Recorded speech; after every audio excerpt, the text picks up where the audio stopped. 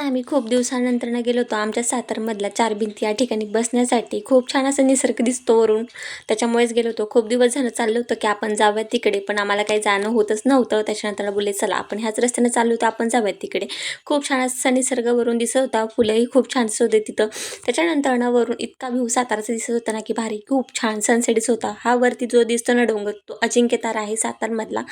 त्यावेळी तिथं शांत बसून अंधार पडायच्या आधी आपण घरी जाऊयात म्हणून आम्ही निघालो. तोपर्यंत आम्हाला दिसला हा गोळा. चला म्हणलं, खूप दिवसानंतर खाल्ला होता. आम्ही इकडे घेतला होता दही किस आणि लेकीला खायचा होता काला कट्टा, मग तिने तो घेतला होता. त्याच्यानंतर घरी आलो. घरी आल्यानंतर स्वयंपाक वगैरे केला, जेवण झालं. त्याच्यानंतर मला आठवलं की आपण 2 नारळ आणले.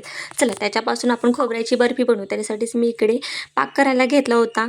माझा 4 कप खीस झाला होता खोबऱ्याचा. त्याच्या तयार करण्यासाठी मी 2 कप साखर घेतलीत. आवडीनुसार तुम्ही कमी जास्त करू शकता. त्याच्यानंतर 2 मिनिटं उकळी आल्यानंतर जो खीस आपण बारीक करून घेतला होता त्याच्यामध्ये घालून 15 ते 20 मिनिटं हे परतून घ्यायचं. त्याच्यानंतर वेलची पावडर टाकायची थोडीशी. त्याच्यामुळे काय होतं, टेस्ट खूप छान येते. त्याच्यानंतर मी एक ताट घेतलं, त्याला तूप लावून घेतलं, त्याच्यावरती हे सगळं मिश्रण थापून घेतलं आणि गरम असताना त्याच्या वड्या पाडून घ्यायच्या.